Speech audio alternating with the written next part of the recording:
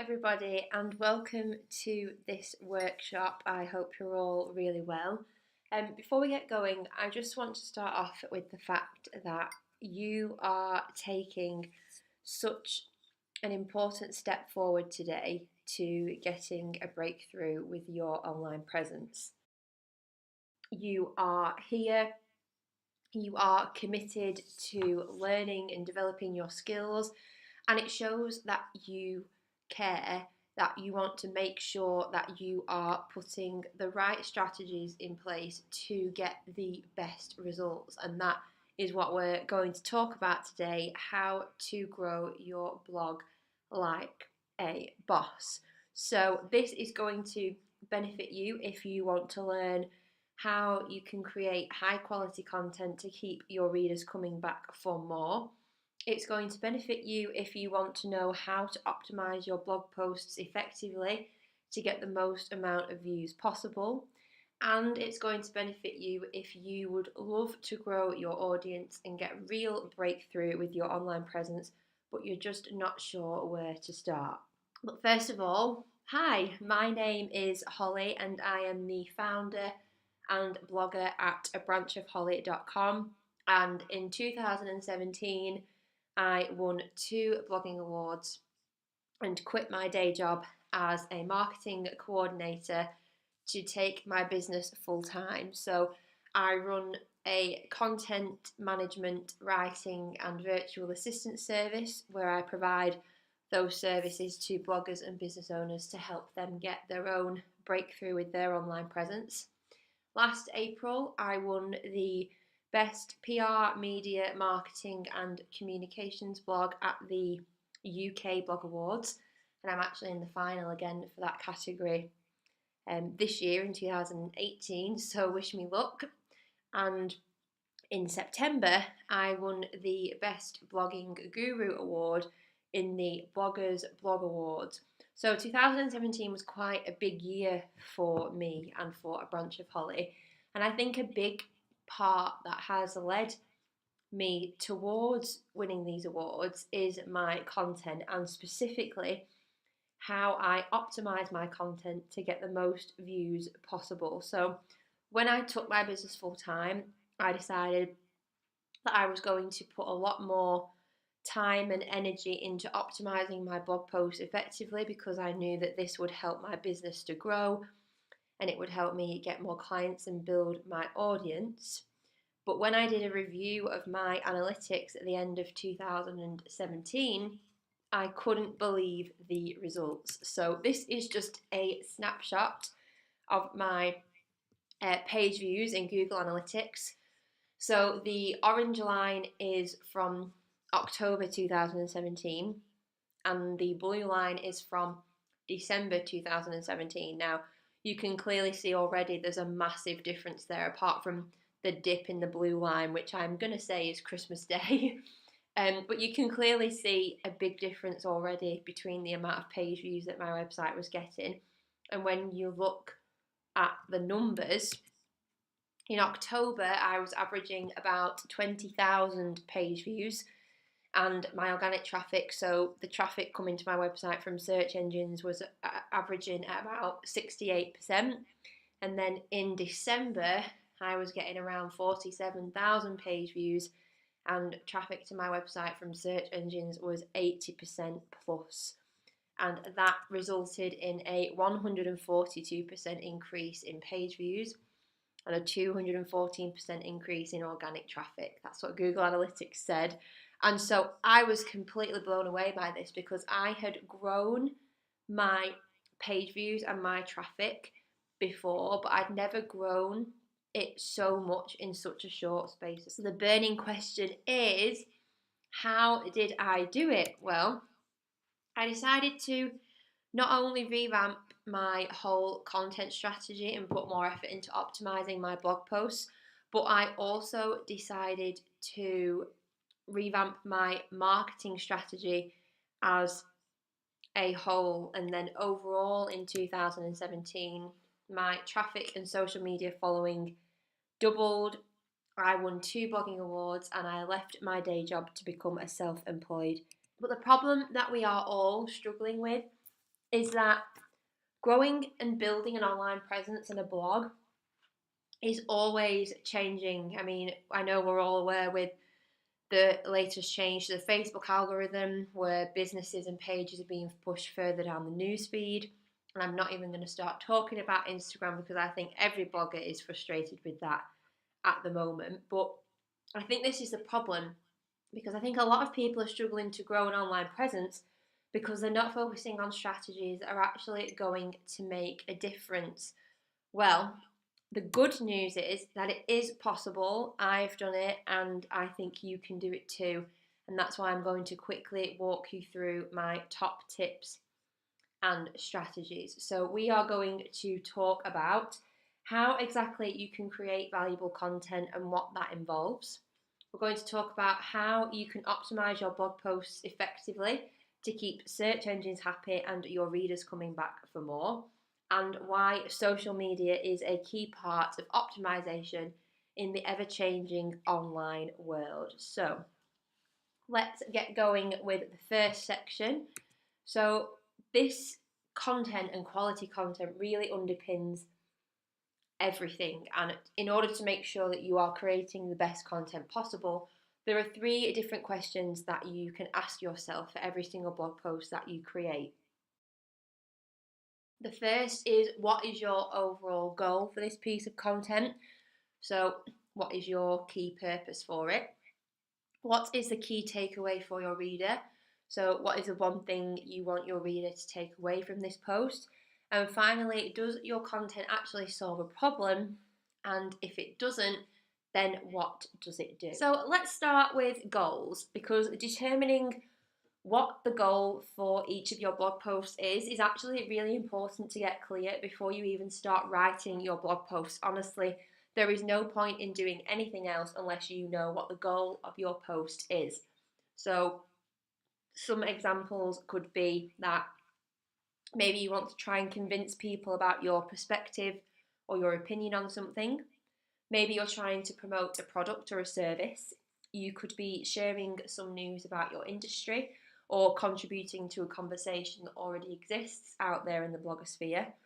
Or maybe you just want to answer a question or inspire, encourage your readers and build your authority. Or it could be something completely different. But it's really important to know what your goal for each blog post is. Now, moving on to the next 2 questions, because these 2 sort of link together. Content is probably the most important thing when it comes to ranking on Google. So when you're writing your blog posts, you need to consider how you are answering a question that someone might ask, and also make sure that you're staying on topic. So let's look at it this way. You've just tried some new skincare products and they've really cleared up the redness of your skin, and you're just really happy with the results. You couldn't be more pleased. Now, you could just write a blog post saying that, oh, I'm so happy about this, I tried these products, they're great, and I'm just really happy. That's okay, but it's not actually helping your audience. So instead, think about angling your post in a way that helps others. So you can keep the same idea, but just change the angle. So the title could be something like Top 5 Skincare Products to Get Rid of Redness. 11 simple ways to decrease redness on your face. 5 simple ways to look after sensitive skin this season. And these are all really, really good, because the point is that you're framing your posts within the context of answering someone's question. So you can still share your personal thoughts to make it relatable. But when someone searches for how to get rid of redness on your skin or how to look after sensitive skin, your post has a much higher chance of appearing in search results, and it also makes your posts more interesting because your readers are actually learning something, and that comes from the key takeaway. And what's going to make your piece of content even more successful is by knowing your audience. So for each blog post that you write, try and determine the audience that you're trying to reach, because when you publish the right content for your audience, you'll grow your readership faster. And when you publish the right content consistently, those readers will stick around. So no matter what you're writing about on your blog, Keep your audience at the heart of your content and focus on solving their problems. And one way you can figure out more about your audience is by doing a reader survey. This is something I try and do at the start of every single year, and the feedback is so valuable for helping you revamp your content strategy and coming up with new blog post ideas. So you want to find out their pain points, what they're struggling with, and what they want to see more of on your blog. So these are just some examples that I've used to get more valuable feedback from my readers. So as you're probably learning, there are quite a few things that you need to think about before you actually start writing a blog post. And the last one of these is user experience. So looks aren't everything, but they definitely have a key role. So your blog design is really important. It's like the cover of your book. If it's a boring, obvious template or cluttered, it will drive some people away, even if your content is really, really great. Now, I am on Squarespace. I've been on Squarespace for about just over 2 years now, and moving from Blogger to Squarespace was the best thing that I have ever done. I think it's been a key part of my success online today. And what's great is that you use a template, but it doesn't look like you're using a template. You can completely customize it so it's unique and branded. And what also comes into play here is your blog's navigation and your categories. So your goal with your user experience on your blog should be to simplify it as much as possible. So every element on your blog must have a purpose. If it's of no help to anyone, then it probably shouldn't be there. And there are a few different things that you can look at that can help you here. The first is to make it clear who your blog is for and how your blog will help them. So you basically need to answer this question. My blog helps blank to blank. And you can use that sentence to then create a catchy headline for your homepage and your social media accounts. So my sentence might be something like, I help bloggers at all stages of their journey to get their next breakthrough with their online presence. And so I've made a little headline, as you can see on my homepage, that says online presence tips for bloggers at all stages of their journey, and I can put that on all my social platforms. And then you can go one step further, and on my about page, which is what you can see on the right hand side, the first thing people see when they go to my about page is a video that talks all about me, my brand, my business, and most importantly, how I can help people. The second thing you want to do is trim down your navigation menu items. So I like to keep my navigation simple and focused. So only have what's needed. So you'll see there the different pages I've got on my website, my homepage, about, work with me, start here, which sort of acts as my archive, my blog, join Blogging Breakthrough, which is my free community, and of course the contact page. And then on the right hand side, you will see that I only, because search engines like to know that your blog is all about a certain topic. So if you're creating content about loads and loads of different topics, not only will search engines get confused, but your readers will too, which is why I've made my categories very strategic and specific. And then the third thing you want to focus on is removing unnecessary clutter. So look at your website and your sidebar in particular and ask yourself, is there anything that you can remove? So maybe you're displaying ads which aren't performing very well, or you're displaying badges which are really, really old. So consider removing anything that doesn't have a purpose. So here you can see some snapshots of my sidebar, and I actually have 6 elements to my sidebar. So the first is that at this current time, I'm advertising that I'm a finalist in the UK Blog Awards 2018. Then underneath that is a link to my latest blog post. Underneath that are my social links. And then underneath that is my Instagram account. And then underneath that, there are 2 different ways for people to search my blog, either by category or by search bar. Now, we're going to move on to the real meat of your blog posts and start talking specifically about SEO within your content. And the first thing we're going to cover, and obviously as well probably the most important, is keywords. So when you write a blog post, you want to know which topics are actually going to attract an audience. So you need to make sure that you're targeting topics that people are searching for right now. And in order to do this, you can use Google's Keyword Planner. So this is a free tool to help you find keywords and phrases that people are searching for on a regular basis. So what you do is you put in a keyword phrase, and just a note, you are better off targeting a long tail keyword. So definitely never just one word, try and aim for 2 or more. So you could target beauty tips or beauty tips for winter, beauty tips for long haul flights, that sort of thing. So I'm going to stick with this example, and then what the keyword planner does is it brings up loads of similar but different variations which are related to the keyword that you entered. So in this example, I put beauty tips into the keyword planner, and these were some of these suggestions that appeared. Now there were about 600 results, so this is just a snapshot of some of the ones that appeared. So you can see we've got things like makeup and makeup tips, but then we've got some really good long tail keywords like beauty tips for face, beauty tips for hair, natural beauty tips. So those would all be really good to use for examples. But the problem is, how do you narrow down which keyword to pick if there are 600 of them that are coming up? Well, there are 2 different things that you want to look at.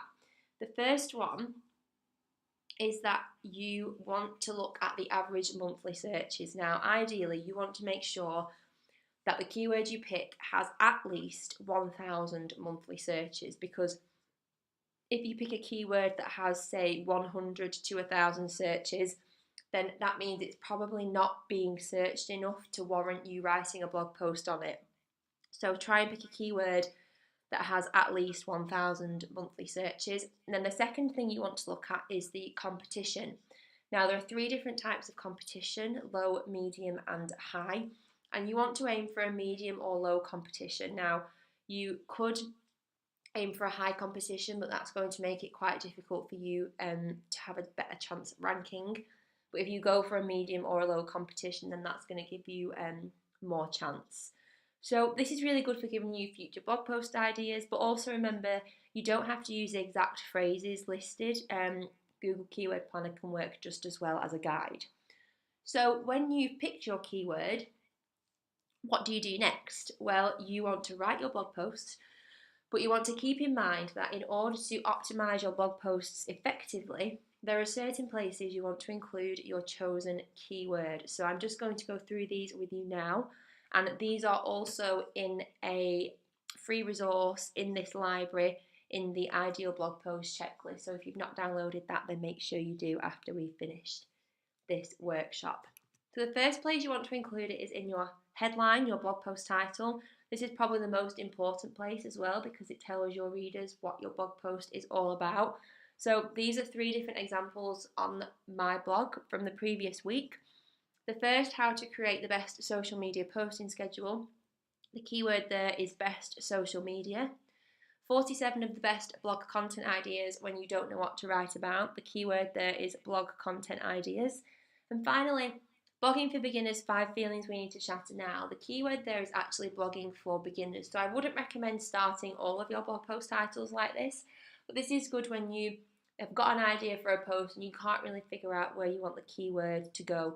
So I just put that at the start of the post. The next place you want to include it is in your subheadings.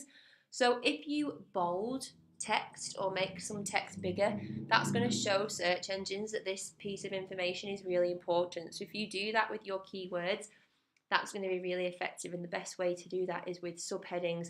So you can see the bold text on here is my subheading, and you can see that I'm including best social media in each of those subheadings. The next place you want to include it is in the actual text of your blog post, the body copy. So you want to include it in your introduction, and then 5 other times throughout your post. Now the reason we say 5 other times is because if you include it too few times in your blog post, then you're not going to be ranked, because search engines won't know what your post is about. But if you include it too many times, then search engines are just going to think that you are cheating the system. So the best way to do it is to include it once in the introduction, once in your conclusion, and then you've got 4 other times to include it during your blog post. And what search engines do is crawl your website like a spider. So if they see the keywords scattered about 4 or 5 times, they're going to know that your blog post is about this specific topic, and that's going to help you rank in search engines. And the final 2 places you want to include your keyword is in the URL of your blog post. So editing your URL is really good for SEO. You don't want to include the numbers and the dates. Google wants to make sure that your content is evergreen. So make sure you edit your URL to just include your keyword.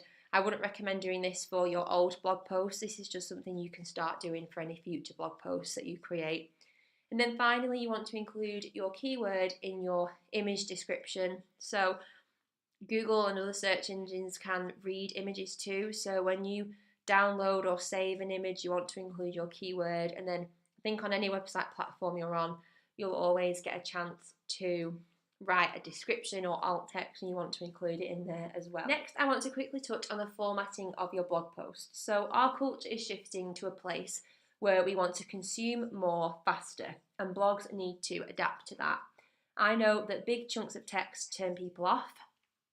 I know that readers prefer headings, bullet points and short paragraphs, and I know this is really frustrating. Like, why can't people read a full paragraph of information anymore? But think about the way that you consume content, okay? So people's habits are changing, and it's important that we adapt. People are busy, so they like content in easy to digest chunks. But we also live in an era of authenticity and information. So marketers are now more focused on sharing value instead of sharing fluff and being salesy. So we are in an era of information. Your audience wants to learn and dig deep, but they just want to do it in a way that matches their short attention span and need for engaging information. So it's things like short sentences, no more than 5 sentences per paragraph, bullet points, lists, images, videos. Just go back and proofread your blog post as a reader and see what you can change from there.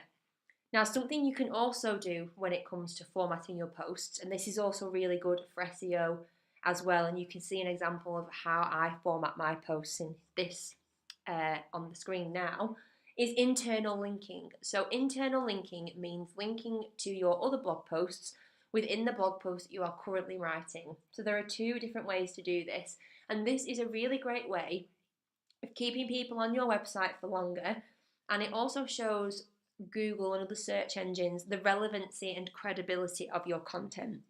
So the first way you can do this is by using anchor text. So you basically want to know your blog so well that when you're proofreading a post and you read a few words, you can think, I've written a blog post on that, and then link to it. And that's what I've done in this example. So the coloured text leads to another blog post about that topic. Then the second thing you can do is use it as a related post. So recently I wrote a post for a client on on wedding trends for 2018. And say in that section, in that blog post, I wrote a bit about wedding flowers or floral arrangements, and I knew there was a dedicated post on the blog about wedding flowers. I could put at the bottom of that section related or read more, and then the headline and link to the article, and that's another way you can do it. So now we're going to move on to the final part of optimizing your blog and online presence, and we couldn't end without talking about social media. Now, when you get more social shares, chances are that you'll get more traffic, and the chances are that for each new person that shares your content, even more new readers will find their way back to your blog. But what can you do to encourage people to share your content in the first place? Well, you want to make it easy to encourage social sharing. So the easiest way to do this is to add social sharing buttons, which are the buttons on the left-hand side. I use a tool called SumoMe to do this. It's free, but there are plenty of other tools you can use as well. And the great thing about this is that you can brand them up in your brand colours, and they're also sticky. So as you scroll down a web page, the sharing buttons will follow. And what's important to remember is to make sure that when you add your sharing buttons is to add them with your audience in mind. So Pinterest is at the top for me because my biggest driver of social traffic is Pinterest. But if your audience doesn't use Pinterest or they're not on LinkedIn, you don't have to use those. You can also add click to tweet boxes within your content, or even embed your tweets and Instagram posts, and that's another great way of getting people to follow you on social media as well. Now, one thing you might not realize is that about social media is that Google looks to social media as a signal of an article's authority and relevance. So one thing all bloggers should be focusing on is building their social profiles big time, because social media is just as great for SEO purposes as it is for traffic building purposes. And the best way to build your social following is to write valuable content that your audience loves so much that they just have to promote it for you. Now, I could go on and talk about social media forever, but here are just a few starting points for you when it comes to building your social media following. Interact. So this year, a big focus on social media is taking things back to basics and remembering the social aspect of social media. So be more intentional. Don't just scroll mindlessly through Instagram. Be intentional with your interaction. So get involved in Twitter conversations, reply to people's Instagram stories, network in Facebook groups, and just be really intentional. The second thing to remember is to add value. So think of each of your social platforms as an extra way to add value to your audience. So think of your blog as the core of your brand, and then your social media platforms and maybe your YouTube channel or your email list, they are all brand extensions where you can provide value. So instead of just sharing the headline to your blog post, tell people why they should read it and what benefit they're going to get from it. Share inspiration, tips, quotes, anything you can think of to add more value. There are so many ideas. And finally, share other people's content, because this is a great networking tool and they will share your stuff eventually. So it's sort of give now and then you'll get later. And the final thing I want to talk about when it comes to social media is self-promotion. Now, I know a lot of my audience struggles with self-promotion. They find it icky, they're uncomfortable, and a lot of people don't do it. And I actually have some stats to back me up here. So 77% of you share your content on social media only 1 to 3 times. 40% of you only share your content on social media just 2 or 3 times. And 37% of you share your content on social media just once after you publish your blog post. But really, we should be sharing it so much more than this. There's a lot to promoting a blog post and just publishing it to your social media accounts once and forgetting about it. When I first started blogging, this is exactly what I do. But the build it and they will come method doesn't work anymore. I did a video on this recently on my channel about what to do when your page views and engagement are lower than normal. And what I said in it was what I'll say to you now. If my page views and engagement are lower than normal, then that is on me. That is my fault. And that means I need to promote myself more. But now that I have a solid social media strategy in place, this has driven a lot more traffic to my website and grown my following. So here are some basic promotional tactics you can take advantage of. Email to your subscribers. Having an email list is so important because your subscribers want to hear more from you. They're invested in your brand and they're your most loyal readers. So at the end of an email, all you need to put is, here's what you missed on the blog and a few links. Share to your social networks more than once. Your Instagram profile, your Instagram story, Facebook, Twitter. Share it at least 3 times on the day it goes live, then the next day, the next week. Share to Facebook groups. In my Facebook group, the Blogging Breakthrough Community, we have a weekly promo thread on a Sunday where people can promote anything they want within that thread, and that's always really popular. And finally, I had to mention Pinterest because it's my biggest driver of social traffic. Make sure you pin your blog post to all of your own boards and group boards as well. Now, before we finish, I have to touch on video. So by 2019, internet video traffic will account for 80% of all consumer internet traffic, which means people are going to be watching video more than consuming any other piece of content. And this leads us back to the Facebook thing. So yes, the Facebook algorithm is pretty rubbish, But Facebook is obsessed with video. So if you want a more chance of being ranked in Facebook, the Facebook newsfeed, use video. So this is just an example of how I use video in my marketing strategy. My YouTube channel is very young, but it is growing, and I just thought this might spark some inspiration in you if I share my strategy with you. So use video within your content that you can also upload to YouTube. So this is how I do video. So I create a video that can stand alone on YouTube and that can also be embedded in a blog post. So here's an example. My blog post was on how to create the best social media posting schedule, and part of that was about promoting your blog posts, and so I then did a video about how to promote your blog posts and embedded it in the blog post. That worked really well for me. You can also create a series to keep people coming back to your channel. So I did a Vlogmas at the end of last year, which was really fun. You can also see that all my thumbnails are branded and I'm showing my face so people know exactly when they get to my YouTube channel. And finally, going back to promotion, you want to cross promote everything. So Facebook doesn't like YouTube. So instead of just including a link to your YouTube video, what I do is I create a 30-second teaser for each video that I upload natively to my Facebook page, my Facebook group, and my Instagram feed.